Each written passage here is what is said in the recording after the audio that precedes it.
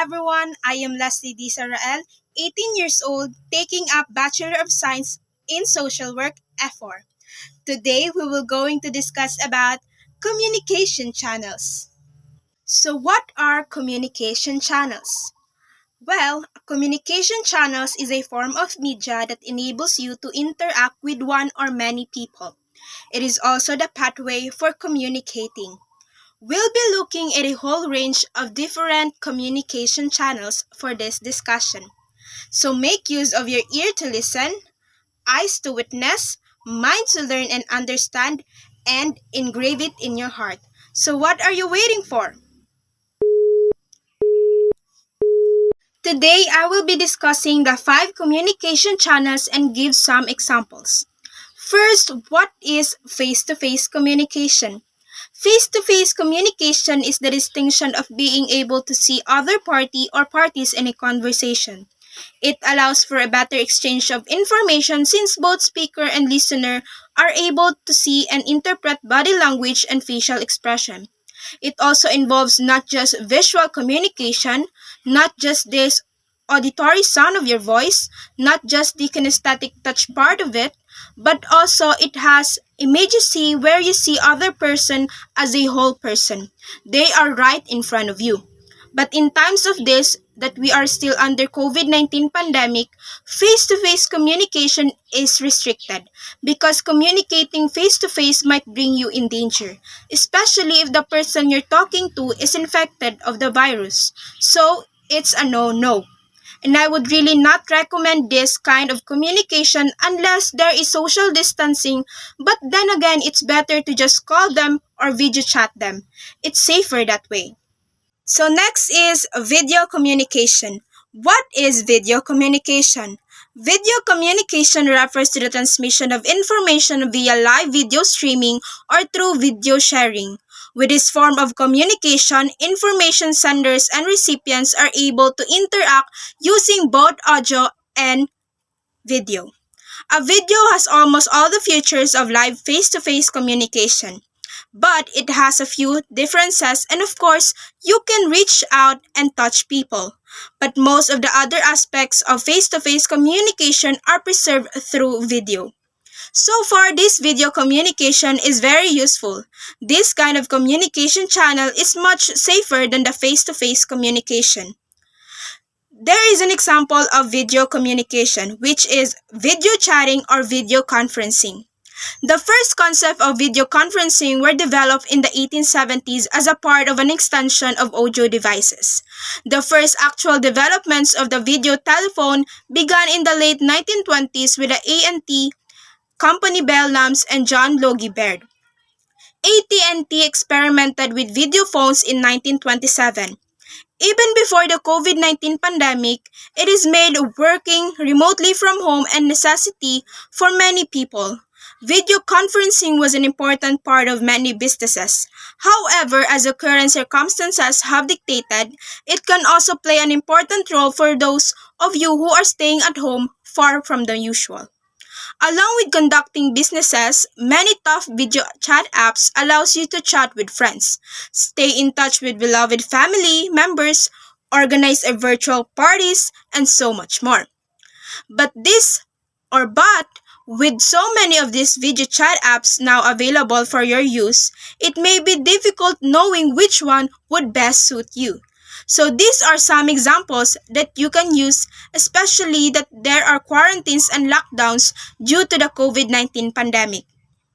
First is Facebook Messenger. Unless you've been hiding under a rock or live in a cave for the past decade, you've heard of Facebook Messenger, one of the most popular and well-known apps available. It has been credited with revolutionizing video chat apps of all types. Though part of Facebook, this app will allow you to access the messaging system through Facebook without having to actually access Facebook itself. Thus, if you're using various types of mobile devices, you've got a much easier way to communicate with others while on the go. Next is Google Meet. Though not very sophisticated, you will probably find Google Meet as a good app to use for basic video conferencing. With apps that are readily available for mobile users of all devices, this platform can be easily managed within your browser. This Gmeet or Google Meet is very useful in these trying times, especially that we are here in the new mode of learning where we set up online meet or virtual meet. Next is voice communication. So, what is voice communication? Any kind of audio only communication channel, so that could be a voicemail, podcast, phone calls, a live phone call, and so much more. Now, you still have many of the humanizing elements of in person and face to face in video, but you lose same. So, you still have the warmth of the person's voice, you still have the timing of the conversation, and you can still communicate a lot of emotion just by hearing the voice. That's why if you want to connect with other people, you don't just text them, you better call them.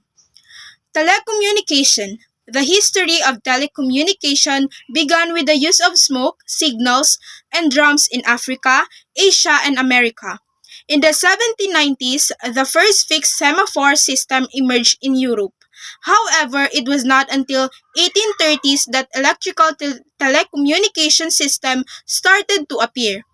This article details the history of telecommunication and the individuals who helped make telecommunication system what they are today. The history of telecommunication is an important part of the larger history of communication.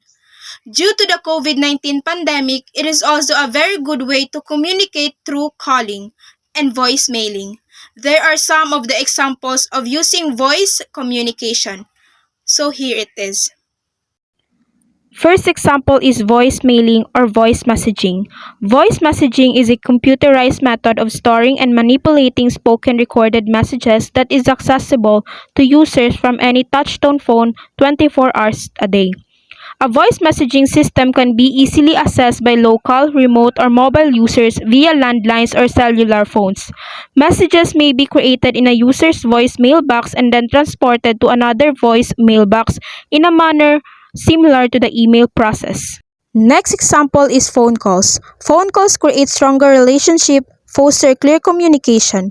Telephone calls add a personal and informative touch to your communication, and they can create a greater sense of loyalty to the person you are talking to. With so many benefits, it's easy to see why you should use the phone as part of the way you contact or communicate with your loved ones or friends. Instead of sending a messages, it is more easier and faster if you just call them. Next is text-based communication. So what is text-based communication? This can be an actual text you're sending on your phone. It can be an email. It is also overused if you think about it. Collaboration partners communicate by typing statements with their keyboards. This style of communication does not necessarily take place in real time. Examples of text-based communication are emails, chats, and forums. In this era of technological advancements, there are numerous messaging apps that subscribers can choose from. The messaging apps are used for chatting purposes. They make communication easy with respect to such an instant messaging. Here are some of the examples or most popular used messaging apps. Some examples are Messenger, WhatsApp Messenger, and Viber. The messaging apps have become an important aspect of our daily lives. They help us to keep in touch with people who are close or in different geographical locations. The apps have features that make communication interesting beyond the regular messaging services. Especially now that we are still stuck in this COVID-19 pandemic, sending emails and messages will secure also the relationship we have towards other people or to our loved ones. Next is what is social media communication? Social media is a good in a lot of ways if we will just see it in a brighter way because it can be multimedia. It could be an image, video, or text because it helps you to connect with group of like-minded people. It's social network. It's great for networking and connecting with people possibly around the world.